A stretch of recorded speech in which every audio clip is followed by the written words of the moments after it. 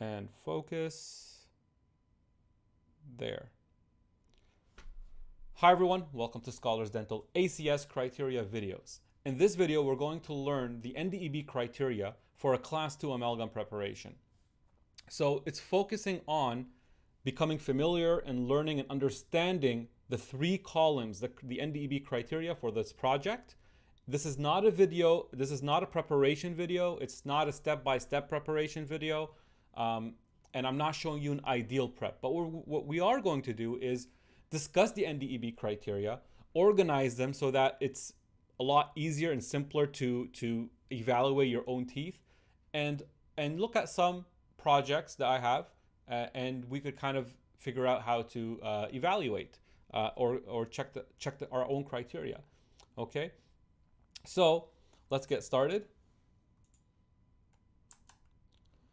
So the Class 2 amalgam prep. First of all, we want to understand the automatic failures. They're pretty easy here. Nothing really, difficult to understand. If the instructor or the evaluator can't evaluate the tooth due to an obstruction, then you automatically fail. So don't leave anything there covering the tooth or any really debris that can't really allow the evaluator to check the tooth.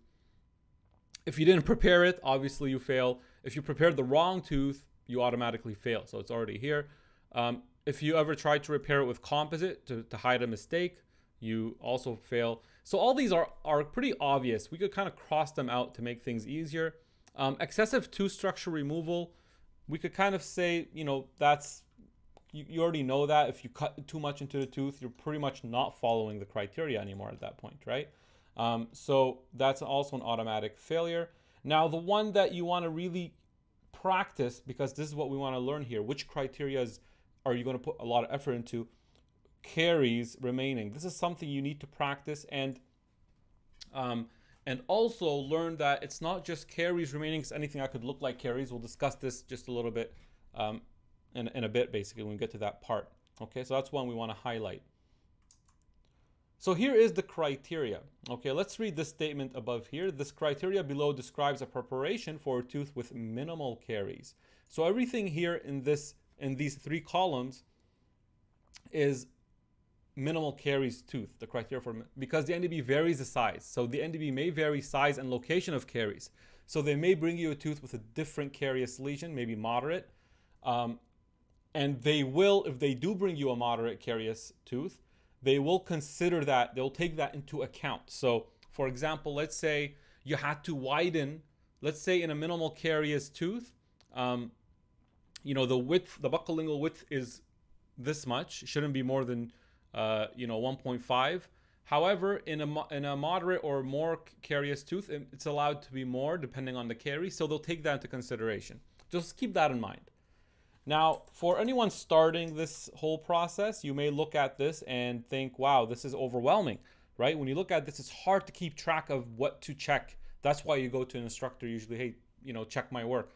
But if we take all this knowledge here and organize it, we could actually, it's doable, okay? So you have three columns, okay? And you get either an A+, A, D, and E for each column, okay? So the three columns are, and also remember that you will be, you want to start practicing on plastic teeth like this one, and eventually move on to Kilgore carious teeth, okay, or caries teeth. And you could notice already that the finish is something that it's probably easy to master, and you have to master, because if you don't, you're just automatically getting a D. If you mess up something in the finish, there isn't an A. It's either you do it A+ or you get a D. So it's something worth learning and doing very well. Okay, so let's look at our three columns: external outline form, internal form, and finish. So the external outline form, okay, what does that mean? It pretty much means everything that, well, it's the outline form. As you remember from AFK, you learned outline, resistance, and retention. The outline, the drawing, the design of where the cavity prep is. So this drawing here that I'm outlining, that's my outline form, where the Cavo surface margin is. So as you see, there isn't depth in this because depth is not an outline thing, okay? So what we're going to do first is define each concept here under the external outline form. So the buccal lingual width. Now it does say based on caries, because if they give you minimal or moderate or a gross highly carious tooth, it may change. But you want to follow first whatever criteria you have in here. So the buccal lingual in this table basically. So the buccal lingual width, pretty straightforward. You're looking at the buccal lingual width here. So I'm just going to shift here a bit to show you the buccal lingual width here. Okay. And by the way, let me just introduce you to some of my instruments here. So we're going to use the probe. Okay. With the other side being an explorer. And I have two hatchets, the 1mm hatchet and the 1.5mm hatchet. And we're going to show you why these are important as well. And I also have my handpiece, even though I'm not going to prep, I have it with some burrs. So I'm going to show you the burrs just so that we might want to look at it up close to see how it looks like. Okay, so for example, we got the 330 burr and the 245 burr. So you can see the difference between these two burrs as well up close. Okay, so this one is the one that's moving is the 245. Okay, and you want to make sure you know the length of these burrs, because that helps you understand, or helps you at least while you're preparing if you're going too deep or not. So you want something to measure, a caliber to measure these burrs as well. Okay, so let's go back to the tooth. We said the buccal lingual width basically means the width here. Nothing too fancy, not too hard to understand, this width here. And we mainly refer to the occlusal portion, the class 1 area. Okay, so we're not talking about the width in the box. Okay, we're not talking about the box width. We're not talking about the isthmus area width over here. Okay, we're talking mainly this area here, the width. Okay, so that's what we mean by buccal lingual width. The second one is the proximal and gingival margins clearance. And that means, so to see this, you have to understand, you have to see it in the typodont. So when you come to a typodont here, okay, so I'm going to put this here and adjust this a bit. Okay, so you can see here, the clearance means basically, is this area cleared or not? Okay, so you want it to be cleared from the adjacent tooth. So proximal and gingival. Okay, proximal, so it should be cleared, shouldn't be touching the tooth. This, right? Because there's a contact here before, right? And now you cleared it from the contact. It's open, right? So that is all cleared. So you want to make sure that's what they mean by proximal and gingival as well, which means like from underneath. It has to be cleared here. You don't want it to be basically touching the tooth. Okay, so after you're done, you don't want these cavo surface margins to be still contacting the tooth. That means it's cleared. Okay. The third one here, we have the cavo surface angle, which means this angle. So again, I'm just defining them for you first. The angle of the unprepared surface with the prepared surface. Okay. Now, overall, as long as you don't do anything out of control here, it's pretty much easy in this area on the occlusal part. So as long as you get your convergence right, you're going to have usually a 90-degree angle here. But usually the tricky area is the proximal cavo surface. So these have to be 90. And what I mean by that is basically, you see, I'm gonna show you what I mean. This angle, the surface here of the tooth with the wall here has to be 90, okay? Again, this one here, for example, if you take the outer surface that's not prepared, right? And you measure it against the wall, the prepared part here, it makes almost a 90-degree angle, okay? So that's the definition of it. And if you want more, like we could talk about how basically a tangent is something that passes, you know, a circle at one point. So if there was a tangent here where the cavo surface, where the proximal wall ends, like that, let's say, if there's a tangent there, then the tangent along with this wall will create a 90-degree angle. Okay, that's what you're trying to accomplish, because when you want to condense amalgam here, if it's flared or acute, then it won't be good. Okay, if it's flared, you can't really condense it, and if it's acute, that there you have unsupported enamel. So acute means if you have the wall here looking like this, right? Or flared means if it's looking like that. Okay, so if it's too open like this or too acute like that, right? And here you have your box. That's acute, that's flared. You want it to be 90. Okay, that's the definition of it. And then you have isthmus angle, the isthmus junction, which is basically this area here, the junction between the box, let's look at it here, the box and the occlusal part. So what's going on over here? That's what that means. Is it wide enough? Is it okay? You know, so we're just going to take a look at that too. Damage to adjacent tooth and assessment tooth.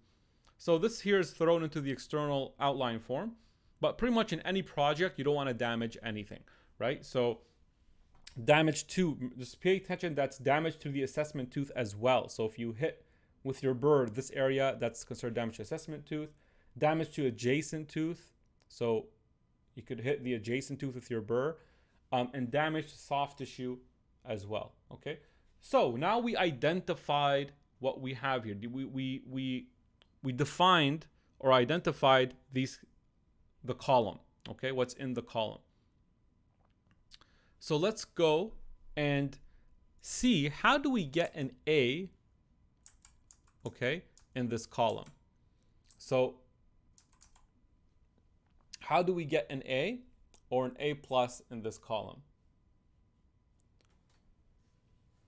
So what we got here is, okay, and again, what I did here is, you see here how in this area you have A plus and A. Well, I don't really care which one is A plus and A. So I think it's better just to combine the two into one group and call it pass. Okay? And that way you have more room to work with, so that you're not trying to, you know, be very extreme on the A plus. Okay? So how do we get the A plus or A? How do we pass this column? So the buccal lingual width has to be, even though it's based on caries, but it's between 1 and 1.5 millimeter. So let's go and check. How do you measure that? How are you going to decide that it's 1 to 1.5 millimeter? Okay, so the way you do that is you take the hatchets. That's what the use of the hatchets are. So you're going to take the hatchets. Okay, I'm bringing in some light here. And you are going to pass the hatchet, the 1 millimeter hatchet, and you want it to pass through. So as you can see here, it's not passing through that easily. Okay, let me see if I turn off the light. It might give you a little different image. Okay, that's not bad. All right, so it's a little bit dark. There. Actually, no. Okay, let's keep it like this. So if you're going to pass the 1 millimeter hatchet, you want it to pass, okay, smoothly. That means it's more than 1. Okay, now you see how it's a little bit getting stuck in, and okay, there's an important concept here as well. When you're doing this, you want to make sure that your hatchet is in the right spot while you're measuring. So for example, I'm just going to turn this light, a different light on, to make the setup a little bit different, because it gets a little bit dark here sometimes. All right, so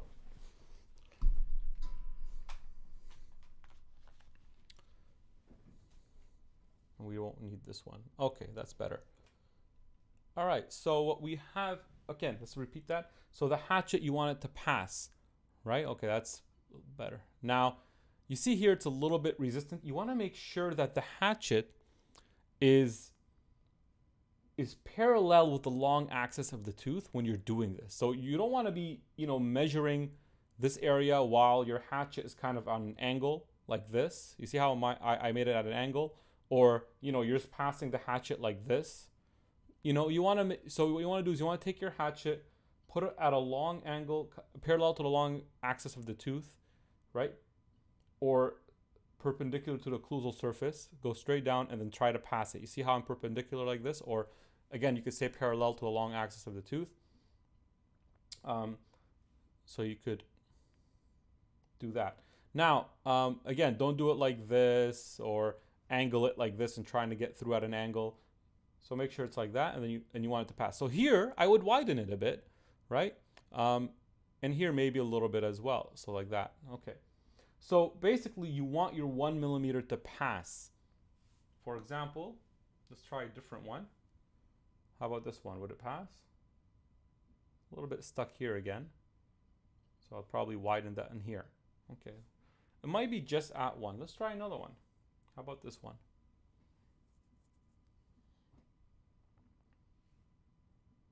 Oh, you can see here it's getting stuck. So how about the one that we have on the typodont, which is the Kilgore tooth?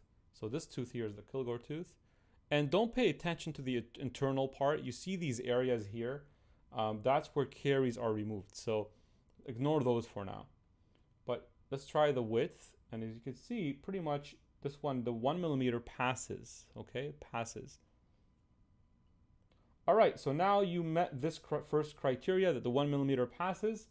That's good, but the other limit is the 1.5 shouldn't pass. So you take your 1.5 hatchet and you also do the same movement and you'll see that it gets stuck. That's good. Now you might find little spots like where the grooves are, where the 1.5 may just insert into there, like it works kind of just there, but it can't move from there, okay? You might find another spot here, for example, where the 1.5, like it just goes in, but then it doesn't move. I think that's fine because those areas where there are grooves, sometimes you dig deeper into them. So when you get to a part where there's like a groove like this, the cavity, when you're preparing, you kind of go into that, right, a little bit. So you might widen it more here. So you might find that your 1.5 goes in just at that point, but generally you don't want it to pass through easily through the occlusal surface there, okay? So that's how you do the buccal lingual width, okay? The next one is the proximal and gingival margin clearance. So you see it says between 0.3 and 1 millimeter. All right, so let's see. So here we have to do it on the tooth in a typodont. Okay, so here's how I'm going to tell you to do it. Forget the 0.3 concept. You know, I feel like it's a little bit, don't try to approach that. Just make sure it's cleared. Okay, make sure the tip of the explorer here, just, you know, it could pass a bit there, you see? Okay, there, it's passing, right? So that means it's cleared, and you could kind of visually see that it's cleared, right? It's not touching the adjacent tooth. So here, this contact is cleared, okay? And this contact here is cleared. That's proximally. What about gingivally? Now, gingivally, it's very easy. Once you see the gingiva, it's pretty much cleared. And you could try with the explorer that it's going in. And also here, it's going in, right? Another thing you could do is if you have a wedge or even with the probe, you could just go like this and you could see, can you see the probe underneath? Yeah, so then it's cleared. Can you see the probe here? Right, and then it's cleared, right? So that means these all are cleared. However, it's not enough to clear it. You have to clear it and make sure it's not cleared more than one. So you want to make sure your 1 millimeter hatchet. So how do you know if it's cleared more than one? If your 1 millimeter hatchet passes through the clearance here, then it's more than one. It's bad. You don't want your 1 millimeter hatchet to pass through here, okay? So you can see here, it's not passing through, so that's good. That means the clearance is less than 1. So that means it's an A when it comes to that criteria. All right, so pretty good there. So now we talked about the proximal clearance. Now the other one is the Cavo surface angle, where we want to get 90 degrees. And that basically means, as we said, we'd already defined it, is this angle. It's even this angle here, but these ones are usually easy to keep 90. Just don't make sure your bird doesn't hit this Cavo surface here. But mainly it's difficulties in the proximal. Okay, so you want the outer surface of the tooth. I'm going to draw it here. Right, the outer surface of the tooth that's not prepared to be at 90 with the inner surface of the tooth. That's with the box, okay? So imagine it's like that. Okay, and what, I mean, I'm not drawing it correctly here. Let me see. Okay, but I'm trying to tell you that this surface with this create a 90-degree angle. Okay. So some ways are, some people could just eyeball this, right? You could just kind of look at it and just go, okay, let me see. It looks like it's pretty much a 90-degree here. If you straighten this here a bit, okay, it's close. This one, you could see this one is nice in a way. It's 90. You see that? Okay. This one is very close to 90. I would say that's kind of 90, and this one also very close. So these are not like, these are good. That's eyeballing it that way. Okay. Now let's look at one that isn't 90 just to compare. Okay, because I do have one here that is acute. Okay, so I'm just going to show you this tooth here.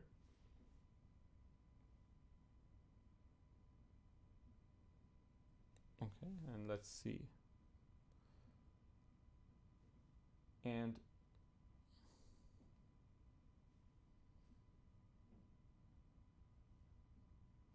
okay, so can you tell which one here is very sharp? Now, sometimes on the camera, it's a bit difficult, but you could kind of tell there's one that's pointing out too much, right? And if you look at it from the proximal, maybe, no, that doesn't help much. Okay, so it's pretty much the one here with the mark. Oh wait, this one here. Okay, as you could see, this one, and because the orientation of the tooth sometimes it's not clear, but you could, can you tell if you eyeball it, if you take the angle, you could see it doesn't look like a 90-degree angle, right? You can see it's a sharp angle there. Okay. So I'm rotating to give you some different positioning of it.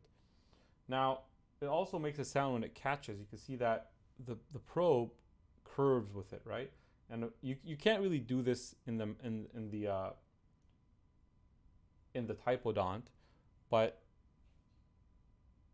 if I do that, you'll see that there's a catch right there. It's like that, see? So you can see it's not flat. It's something sticking out there at that Cavo surface margin, and it even gets stuck there.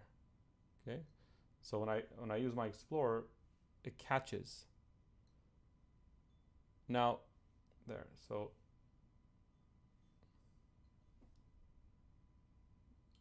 yeah, so there's a catch there.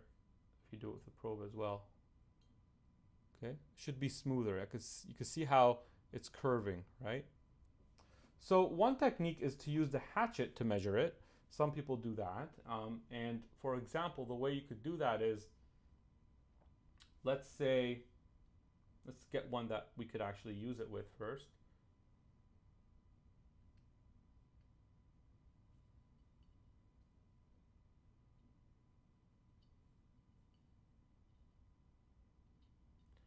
So some use the hatchet technique to measure it, and what they do is they put the hatchet flat like this onto that wall, onto the prepared wall, on the prepared proximal wall, and see that if it's flat on the wall and these two lines here extend. Let me try to get you a different one. Okay, this one may be, even though it's in the mouth, it may be a little bit difficult, but I'm going to try to do it here. So you see how I have it flat on that wall? Okay. I have it flat, and if you look at it from above, you want there to be a straight line there. Okay, you want there to be a straight line here between the unprepared surface and the hatchet. That tells you there's a 90-degree angle there. Okay, it makes sense. It's just basically you're creating kind of a wall. So you see if the hatchet itself is 90, And if it's parallel with the prepared surface there, then then the other wall of the 90 of the hatchet, this line of the hatchet right here, right, this one here, should be straight extension of the unprepared part here. Okay, so if these are straight, if they're extending straightly, and it's flat here, then you could assume it's 90. Okay, then you have a 90 angle. Okay, so that's one technique. Again, you could just eyeball it, or sometimes I like to take a burr, like my 245, and I just kind of, without pushing or stepping on the pedal, I just kind of see, is there a catch there? Is it smooth or not? And that sometimes I could realize it from that. And you could use a probe, or there's many ways of figuring that out, right? But you want to, at the end of the day, what you want to know is that it has to be 90. Okay, so let's look for that one that had an acute angle, which was this one, right? And yeah, so this one here, I would want to, sorry, not there. Here. This one here, right? I would want to fix this here. So you can see how it's sticking out, and there's a gap there. That means it's sticking out. Now, obviously, you don't fix it like this because you can't, but you'd have to put the burr on the handpiece and, go in from above, and make sure you're all the way down to the gingival seat there. Okay. So if you are going to use this to fix it, I would just do it by putting the burr all the way into the gingival seat and then kind of drill there. Now you can't see it because the handpiece is in the way, but basically you want to make sure the burr is all the way into the gingival seat, then you move outward. Because if you just cut it like this, let's say you cut it like that, then you're going to mess up the occlusal part, and then the gingival part, then it's going to be uneven. They're going to consider it roughness. Okay, so just make sure when you're preparing a wall, you're working on the entire wall, okay, not just, the occlusal part of the wall. All right, so that is how to get an A. Make sure it's 90. Some people like to repair it with even the needle burr, okay? Again, I'm just mainly focusing on the criteria here that you understand it, but the needle burr, I don't like the needle burr just because when I use it, I get grooves on the proximal surface. That's me. However, it might not be everybody. But when I use it, and even if you're coming in from an occlusal, I try to do this, and I usually get grooves there. So I prefer just using a 245, where I make it on the entire wall, and I just go out. And again, if you use a fender wedge, you won't hit the adjacent tooth as easy, right? All right, so that is the Cavo surface angle. The next one is the isthmus junction. And basically what's in the criteria is just keep it acceptable. They're not defining exactly what that is in the criteria, but the isthmus junction here, you want it to be wider than the occlusal portion, okay? Now some institutes say 2 millimeters, so follow if you're taking some courses, but you want to make it generally wider because that's where you're going to have some of your S-curve. It's going to be above the axial pulpal line angle. This is called the axial pulpal line angle here, right? This line angle. So you want the amalgam to be thicker here. You want it to be wider, and that's going to give it more resistance so it doesn't break easily. All right, so that is the isthmus. It just says keep it acceptable, and usually it's just you're coming here and from here, then you widen here. You want to widen this area where you start off creating your box, right? Also here, you can see how it's wider, right? This area. So that is the isthmus junction. Let's look at a different one to just get an idea of it. And I think it usually comes out when you're trying to establish other things, okay? So for example, if you're trying to establish a 90 angle and at the same time trying to be conservative, you'll automatically have to do an S-curve, and then when you do the S-curve, it's just wider here. It will end up being wider. So try to widen the area above the axial pulpal line angle. Ignore these round spots. These are where caries are in this tooth. You see here, I prefer here taking a little bit more from this area. It's a very kind of sharp turn. I would make it more gradual and just take a little bit away from it, okay? That's me. So it just says in the criteria, keep it acceptable. Let's look at the next one, and the next one is damage to tooth and assessment tooth, or damage to soft tissue. So damage to the assessment tooth to adjacent tooth. So number one, you want to try to avoid this, okay? You want to try to avoid damage, and a way to avoid it is to use a fender wedge. If you don't know what a fender wedge is, look it up, or you could try to get it from one of the places that sell these instruments. But it's basically a wedge that has a little, metal piece to it. So it's a wedge kind of like this that has a metal piece that sticks out like a band. And when you place it in between the teeth, this band will protect the adjacent tooth. Now, sometimes you might go through few in one prep. So if you're preparing and you damage the fender wedge, I would say take it out and then put another one, because you could cut through it and hit the adjacent tooth. Okay, so now we're thinking preventative, trying to prevent hitting the adjacent tooth, right? So if you do no damage, you're good. But if you do minor damage, okay, let's say you do minor damage, there's still hope to get an A. There's still hope. Okay, so if you do minor damage to the adjacent tooth, please try not to damage the assessment tooth, I think. But even if you do, there's still hope. You have to do enameloplasty. You have to correct your damage, okay? So whenever you enter with your burr onto the assessment tooth, just make sure it's not spitting before you're in your position. And one technique that could help is rehearse your movement before you push down on the pedal, okay? So for example, let's say I want to round in this here, okay, this part. You can't see that. So let's say I'm trying to round in this here.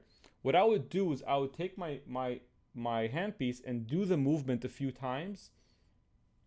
Okay, do it a few times without it spinning, and then I would push down and then start doing it. That way you won't accidentally hit the assessment tooth.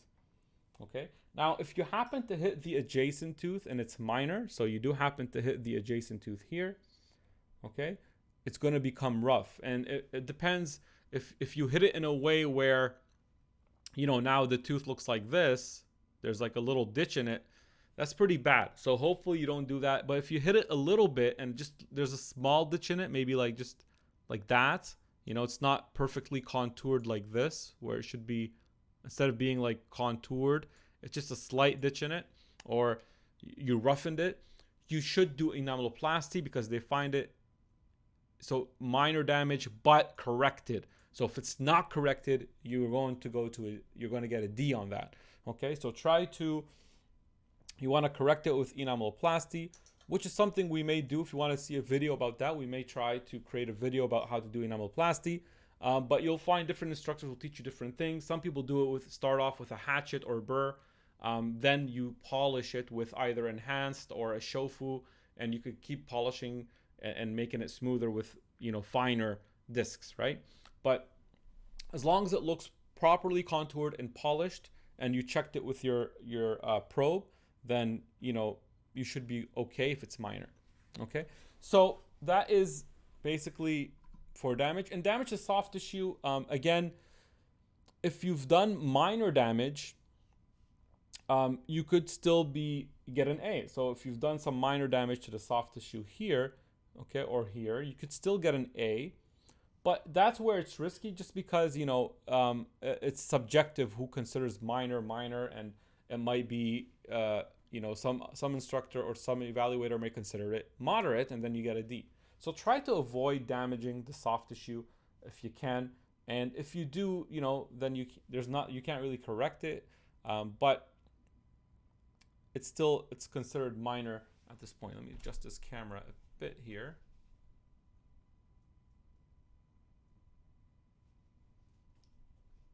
Okay, so you can't really correct the soft tissue, but as I said, try to not hit it. All right, so that is the first column. That's pretty much the most extensive column. And if we want to look at a table, just to clarify what we talked about and review it. So you have the external outline, the buccal lingual width, 1 to 1.5 mil. Contact. So if you do it more than 1.5, too wide or too narrow, you're going to go you're going to get a D. If it's too much, then it's an E. Okay, so you know, obviously you want to avoid that. So that's something easy to keep between I think 1.5 with the hatchets. The clearance, we said, you know, as long as you clear it, I don't care about the 0.3, but keep it less than 1 or up to 1. It's one is included in the A, but you know, try not to be on the border of these numbers. If your clearance is more than 1, you're not an E, you get a D. But if it's more than 1.5, then that's where you get the E. So then the Cavo surface, you want at 90 degree. It only says here if you flare it, you get a D. So it's weird how in the criteria it doesn't mention what happens if you get acute. And I'll teach you some strategies later on about this. But flaring it basically gets you a D. So that, remember, flaring means if you is the opposite of acute, right? So if your angle, instead of looking like a 90 degree angle like this, it's going to go like that. Okay, so it should have been here, for example, right? But if it went like this, then you kind of flared it. Okay, flaring is okay with composite. You're allowed more with composite, from maybe 90 to 130 or 120, but in amalgam it has to be 90.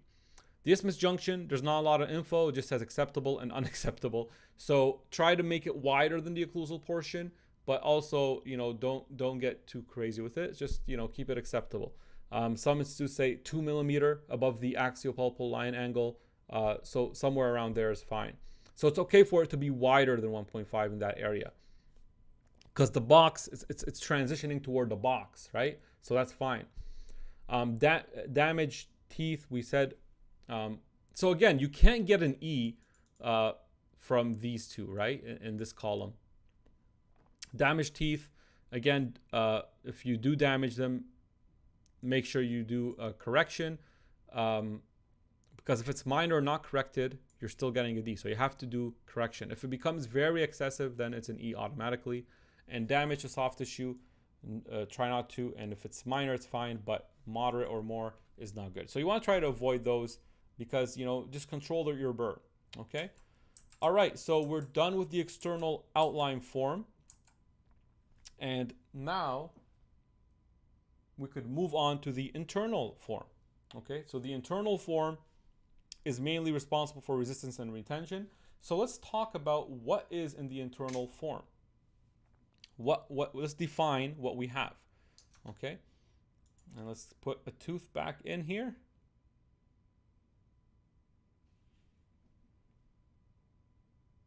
All right. And let's make this a little bit bigger. There you go. All right. So we have the internal line angles need to be rounded.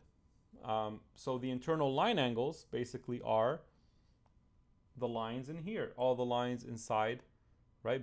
Between the pulpal floor and the buccal, for example, that is a line angle. That's an internal line angle, right? That here is, that's an internal line angle too, right here, right? So these are internal line angles, okay? This even is an internal line angle, okay? This here, let's try to get this in the middle.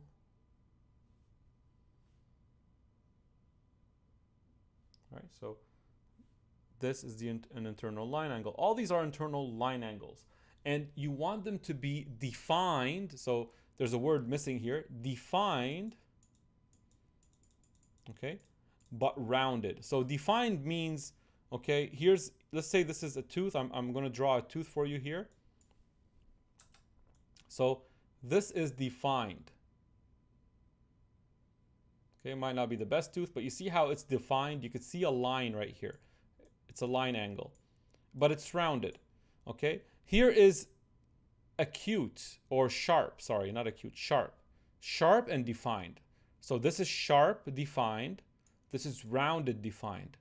So what is undefined? Undefined is like when the wall and the pulpal floor are transitioning and you can't really tell where there's a line angle. So hopefully this doesn't happen, but it's kind of like if you've just left it like that, you know, so there's no real line angle there, right?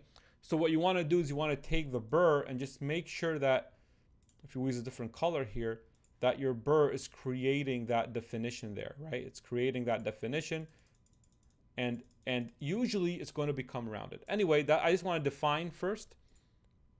That's what the line angles are. The pulpal floor depth, which means pretty simple here, I think. The depth here, okay, this depth. And we're going to use a probe mainly to measure this. So the pulpal floor depth. So we're not concerned about this depth. This is not pulpal floor depth here. When we get to the box, we're talking about this depth in the class 1 area. So another way of thinking of this class 2 project is you could focus on class 1 first, then learn how to do the class 2 part, right? That's another way. The axial wall depth. The axial wall depth means this depth, okay? How big is my gingival seat from mesial to distal? So the depth of this axial wall. So here it's like 1 point something. And this is not how you measure it, but I'm just showing you which depth I mean, okay? Here it's 1 something. So it's not this depth, it's this depth, okay? That depth. Remember, what was this depth determined by? This depth, you know, the vertical depth of the seat is determined by the clearance in the gingival area, the proximal clearance. So this depth is the axial wall depth. And then you have the last one is the buccal lingual walls converge. So you can see this column is simpler, there's only 4 points. The buccal lingual walls converge, meaning that they should be like angled this way, right? Like that, right? So if you extend them, they would meet some point occlusally, okay? And when we talk about it, we kind of mean pretty much most of them. Like you could think about it, the buccal lingual walls, these two all converge, plus even in the box, they should converge. So you want them to converge here as well. Okay, so if you look at it here, you want these also to converge. Okay, all right, so let's look at how do we get an A? What is an A criteria for these 4 things? Okay, so here it is, the internal form, how did it pass? So first of all, we said the internal line angles has to be defined and rounded. So I kind of already explained that because I got to have myself there.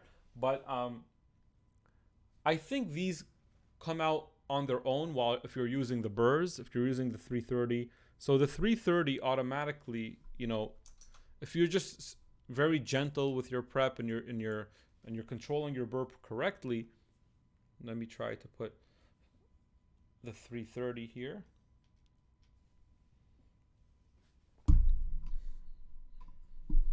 I know sometimes my audio changes, but I have to move around a little bit just to get the right. So if you could see here, this burr, right? You can see how it's rounded at the end a bit. Like the edge of it is not a sharp edge. It's somewhat rounded. So if you prepare with this burr, you're going to get a rounded line angle, right? You're going to get rounded line angle there. So I don't think it's hard to do. Okay, I don't think it's hard to do. It's not something you really want to focus on. Just, you know, if you prepare, you're going to automatically do a rounded angle. I think the sharp angle comes out when you actually intentionally want to do a sharp angle. So, and also, how do you get it defined? I think when you focus on converging, so let's skip 2 steps. When you're trying to converge the walls, right?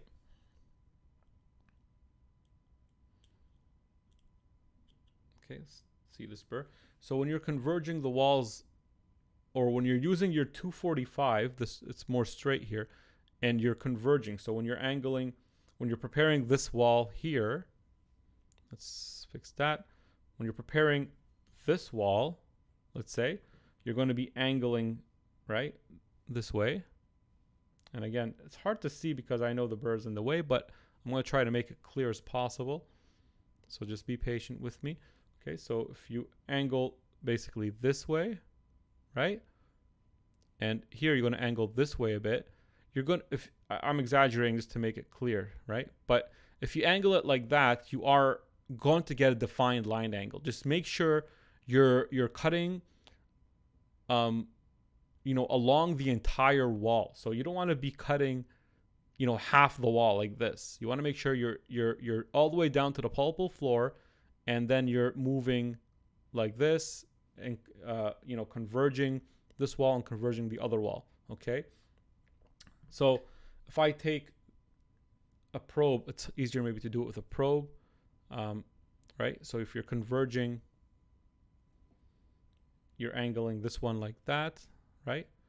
And like that, right? So you're taking the burr, you're going to put it all the way down to the depth of the pulpal floor, and you're going to move like this gently. See how I even switch my burr position? So here I'm going like this to make it converge. Here I'm going to go straight up because it's in the groove now. But I'm going to switch it a little bit this way to make sure it's converging here as well. Like that, right? Okay. Okay, so it's a little bit, so basically you want to make sure you're always converging. So that requires patience, okay? It does require patience. So you can see here I'm trying to converge this wall. Now here, in this angle, I might make my burr slightly like this, so I get a convergence there. And then here I'm going to bring it back like that, you see? And then here I might just go like this a bit, and until that's converged, and it'll give me a defined line angle and rounded as well. Okay, if you're worried about the rounding, you could use the 330 at the end just to make sure. So anyway, I'm pretty sure now you understand what convergence and the rounded means, and I just showed you some ways of moving the burr, but again, that's for another time hopefully. So that's these two so far. We covered these two because I think they kind of happen together. Now we have the two measuring parts, okay? So you just have to make sure you get these right because this is an easy column in this project, hopefully. So you have, first of all, the pulpal floor depth. You want it to be between 1.5 to 2 millimeters, okay? So we're mainly talking about the the class 1 portion here, okay? The pulpal floor depth, all right? So this one you're going to measure with a probe. There's no fancy way really with it. You're just going to take your probe and you're going to place it here into the depth of the prep and measure and see where it's at, okay? Now you want it to be between 1.5 and 2.5. That's it. Pretty straightforward, okay? Now it's okay because you are going to get this range. So some institutes teach that you want to try to stay at 2 all over. I think that may be difficult to do, but I want you to keep something in mind, okay? The anatomy of this occlusal groove, this groove here in the middle of the tooth, okay, the anatomy of it. Now, let's talk about the horizontal shape, right?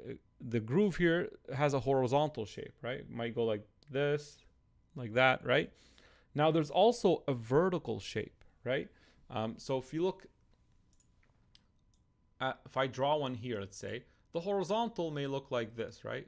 It's not just a straight line. We kind of sometimes just make it easier. We say, okay, here's, you know, but it's not a straight line. There's some turns in it, right? Now, if you look at it gingival occlusally, it's also not straight, okay?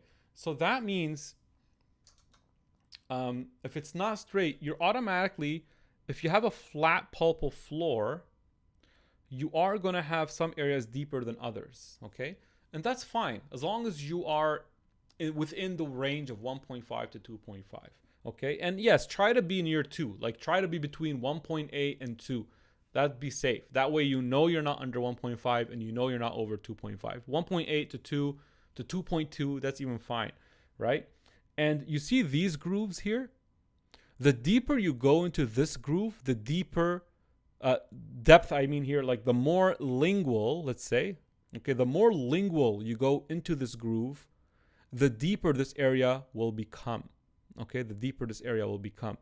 Because the area here, remember the tooth, let's say we take a cross section there. It looks like this, right? So now here's the pulpal floor. Okay, here's the pulpal floor, let's say. Okay, so if you cut it here, it might be this deep. But if you extend it into the groove, now it's this deep. Because remember, the anatomy buccolingually is going up too. Okay, So the deeper you go into those grooves, you want to keep that pulpal floor flat. You don't want this pulpal floor to look like this as you go into the groove, right? So if I cut the groove here, let's say, this area where I'm pointing at, you don't want it to look like the floor like this. You want to keep it flat, so it may be deeper as you go into it.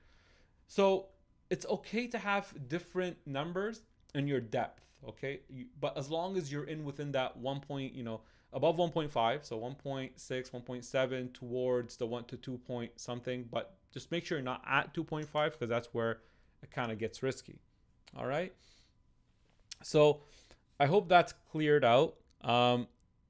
Now, it's important to have a good pulpal depth range all over here, because this is going to disappear when you learn carious teeth. So let me show you here. When you remove, I'm going to show you how the carious tooth is going to look like. Okay, and that will give you kind of some idea of what you're looking forward to in the future. So when you establish your depth properly here, then you remove caries. Those areas don't count part of your depth, okay? So they're not going to measure from where caries are removed. So it's very important to leave. You can see these bumps, right? You see this bump here, this elevation in the pulpal floor. You can see another elevation here. You see this elevation in the pulpal floor, and you can see here there's an elevation in the pulpal floor. This is where the original preparation was. So it's very important to make sure the evaluator could see these so that they measure from here. They're going to put their probe and measure your depth from these areas that you prepared up to first. Then after you got to that depth, you removed caries. They shouldn't measure from the carious removal areas, okay? So I hope that's clear. Okay, so in caries, so this tooth that we're looking at now was prepared similarly to like this tooth, right? The plastic tooth. Once you prepare it to the proper depth, then you remove caries. However, when you're removing caries, you want to purposefully leave these ledges so that the evaluator comes to it and sees that, oh look, that's where they initially prepared up to, and this is only because there's caries here, or there was caries here, right? So I think that's important to know as well. And not only that, we're going to talk about this again in the axial wall depth. So the depth, I explained the depth. I explained you want to measure it with a probe, not too hard, but you're going to see that it's different as you go along. Because there's different anatomy, and you can even see that probably like just, you can see that if I just angle it a bit this way, right? Right, the Cavo surface angle here is different, right? So you can see as I move, the depth slightly changes a bit, right? Here. So you can see this line may be a little bit higher than this. So it's okay for it to change. Try to keep it around 2. That's the summary, guys, okay? So that is about the depth. Now, we have the axial wall depth. The axial wall depth is this depth, as we said, and we need that, it says here, to be half to 1.5 millimeters, okay? Half to 1.5. So I would say try to average it around 1. That should be okay. You'll be in the safe side. All right, so you have a range. Now, there's something here that you want to pay attention to. Let us draw this here on the slide. Okay, so the tooth, if you draw a tooth, it kind of looks like this. I'm going to try, right? And it goes down like that, right? So remember, a tooth has, I'm exaggerating a bit, but this is how it looks like. So you're allowed to have half to 1.5. Now, based on your clearance, right? The goal of the gingival seat is you don't want it to be only an enamel. You want it to expose some dentin. So you might need to be only half a millimeter into dentin. So let's say your gingival seat in your class 2 is like this, and here's your gingival seat. So you might, here's the enamel, let's say, maybe.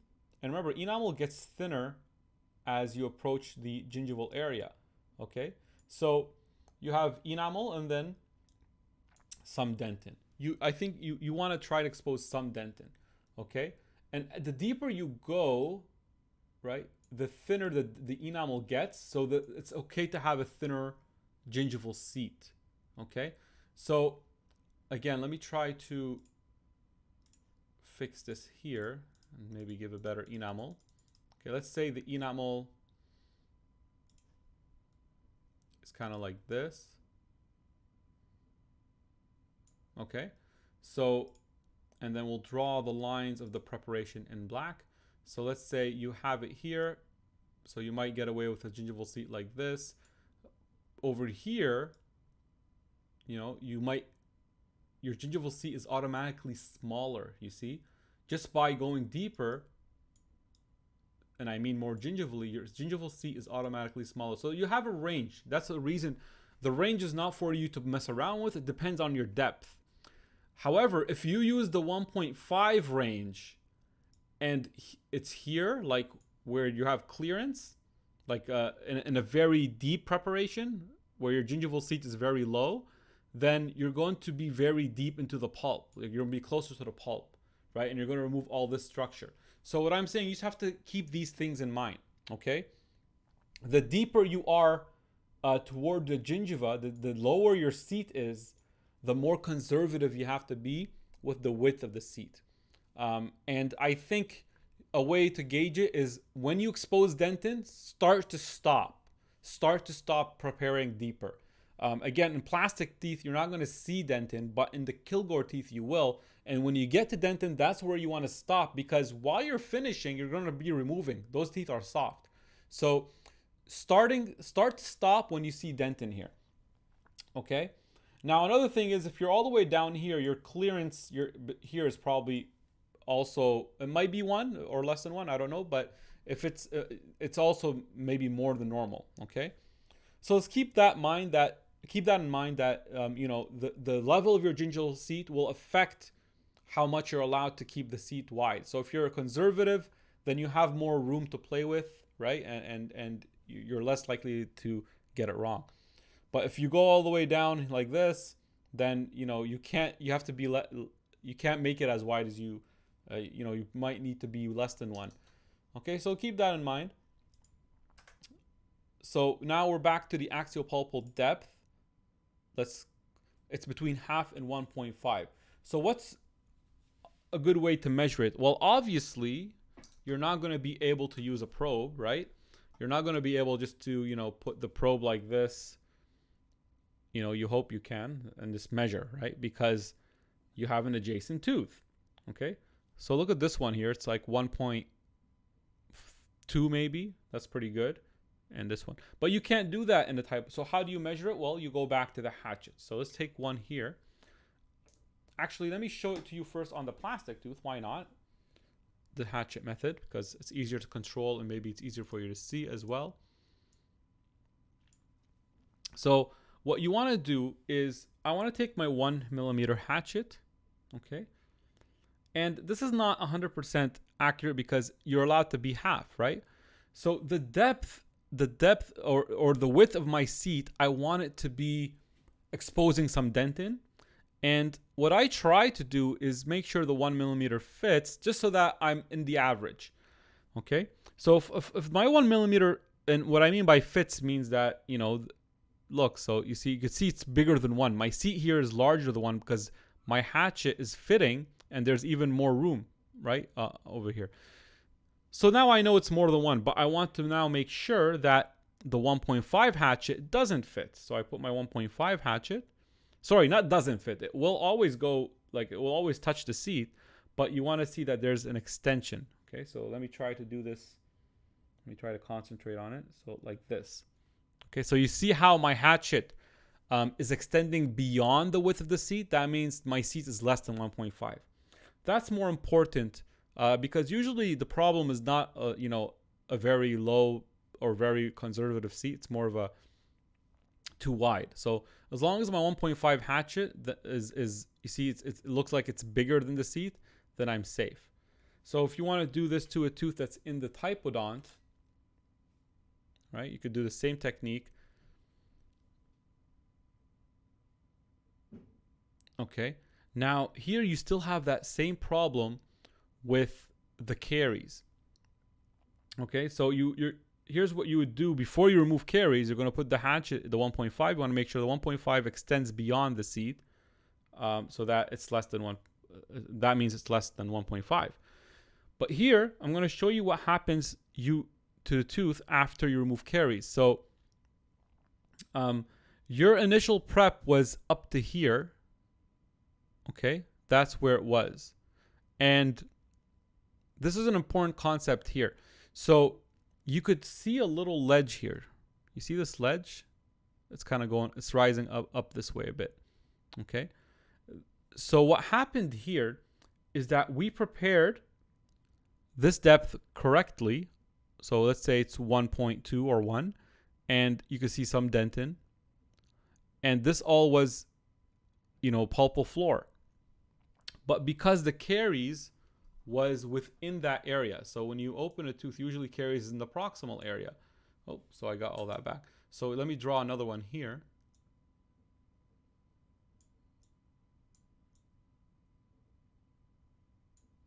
Okay, so let's say you got this going on, and here you have caries. That's where it's like in this area here. So you created your pulpal floor correctly. You created your seat here correctly. This is not a good drawing, but okay, so you have caries here, right there. So another benefit of widening the isthmus area. So you want to widen the isthmus like this. You see how I widened it there? Okay, and widen it more here.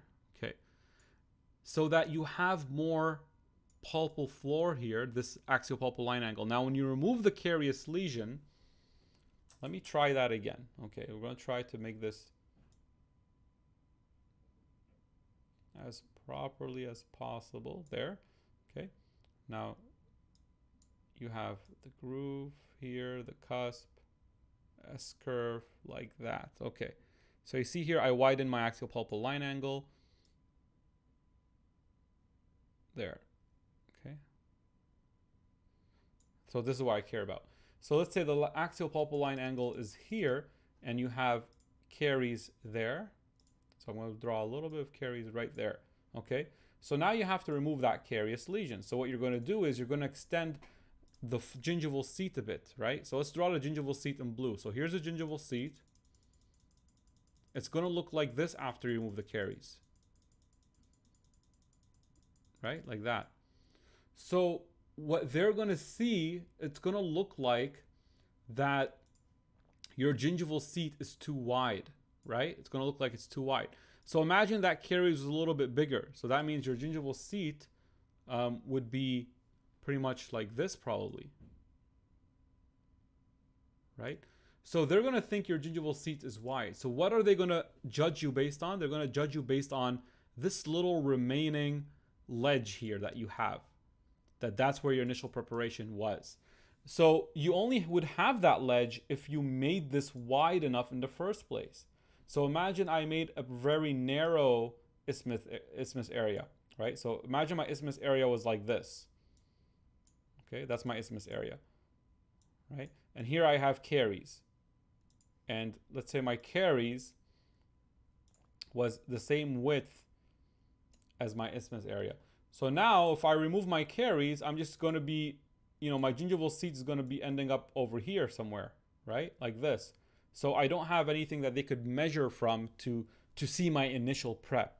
Okay, let me go back to the tooth to show you that as well. Okay, so back here again, and this is more advanced to when you're ready for Kilgore teeth, right? But basically my initial prep here was up to there maybe, and you can see here it's all going in. So they might put the hatchet here and go, hey, look at this. It's way more than 1.5, right? So it's more than 1.5. Keep it perpendicular, obviously, or parallel to the long axis of the tooth. So it's more than 1.5. And that's why here, if I widen this a little bit more, you see this wall, if I cut a little bit from this wall, I would have winded my isthmus area. Then I would have had some dentin here that did not have caries, and it would represent where my gingival seat stopped. Okay, so there would have been some dentin right here. If I cut this wall off and just make it part of the class 1 here, then they would see, oh look, there's a stop there, right? There's a stop. That's where his gingival seat width is, and this is widened here because of caries. Okay, anyway, this is more advanced. I hope you get the concept. What you want to do is you want to leave evidence that you did the initial preparation correctly, and the reason why there's depth now is because of caries. That's what you want to try to do. Okay, so anyway, to measure these, you want to put your 1 millimeter. Again, it's not going to work on this one because I said, you know, you have the caries removed already. But initially, while you're preparing, you're going to put your 1 millimeter hatchet. Even though you're allowed half, try not to approach half. Put your 1 millimeter, make sure the 1 is right on, and then take your 1.5 and make sure that your 1.5, you know, it's bigger than the seat, okay? And then that way you know you're on the right track for that axial wall depth. All right, great. So that is the internal form. That's how you get A in it. Okay, so let's look at the table for the internal form. Okay, so we said we want the internal line angles to be rounded and defined. So if you make them sharp or undefined, you get a D. The pulpal floor, I feel like it's not a big issue to be, you know, the 1.5 is not the hard part. I think hopefully you all could get 1.5, a little bit more 1.5, but just make sure you memorize that it shouldn't be more than 2.5. And, you know, if it's more than 2.5, then it's a D, or if it's less than 1.5, it's a D. And if it's less than 1 or more than 3, then it's an E. Axial wall depth, the one we just said. Again, I don't think anybody's going to be less than half, okay? I doubt that. But if it's more than 1.5, then it's a D. So try to keep it at 1, okay? Again, above 3 is an E. The buccolingual walls, we said they have to converge, right? If they diverge, then it's a D. And the overall prep, just keep it conservative. If you start cutting too much of it and needs a root canal, then obviously you're going to get an E. All right, so that is the internal form. And then now we have the final column, which is the finish, okay? So the finish here, actually, let's do this in the second video, and we'll see you there.